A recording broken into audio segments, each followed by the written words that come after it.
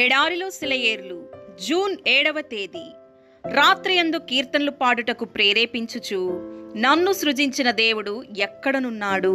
యోబు గ్రంథము 35వ అధ్యాయము 10వ వచనం. నిద్ర కరువైన రాత్రి వేళల్లో బాధపడుతున్నావా?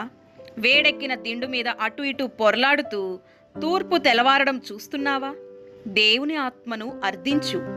నీ తలుపులన్నీ నీ సృష్టికర్తైన దేవుని మీద కేంద్రీకరించుమని ప్రార్థించు. ఆ ఒంటరి గడియలన్నీ పాటలతో నిండుతాయని విశ్వసించు. నీ బ్రతుకులో ఎడబాటు రాత్రి కమ్ముకుందా? చాలా సందర్భాల్లో ఇలాంటి సమయంలోనే దేవుడు నిన్ను తనకు చేరువగా తీసుకుంటాడు. విలపించే వాళ్ళకి నచ్చజెబుతాడు. చనిపోయిన వ్యక్తి నాకు కావాలి, అందుకే తీసుకెళ్లానంటూ ఉత్సాహంతో ఉరకలు వేస్తున్న ఆ ఆత్మను లోకమును చెర నుండి విడిపించి అదృశ్యమైన వెలుగు జనుల మధ్యను దగదగ మెరిసిపోతూ మానవాతీతమైన దివ్య కార్యాలను చేయడం కోసం నిలబెట్టానని చెబుతాడు.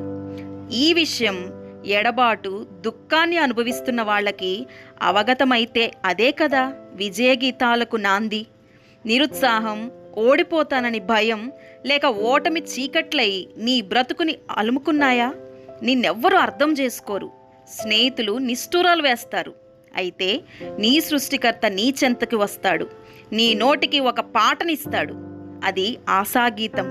తన చిత్తాన్ని, మహిమని ఆ పాటకి లయగా చేస్తాడు. ఆయనిచ్చే ఆ పాటల్ని పాడడానికి సిద్ధంగా ఉండు.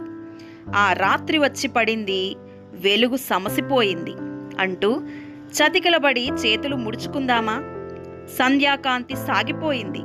దినమంతా కనబడని సోయగాల తారలు తొంగి చూసి పలకరించాయి. ఓడ ఎంత గట్టిదో తుఫాను వస్తేనే తెలుస్తుంది.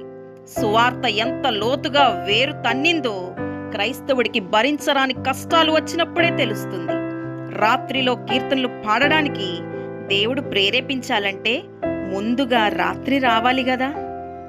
దేవుడి మాటలను దీవించునుగాక. ఆమేన్.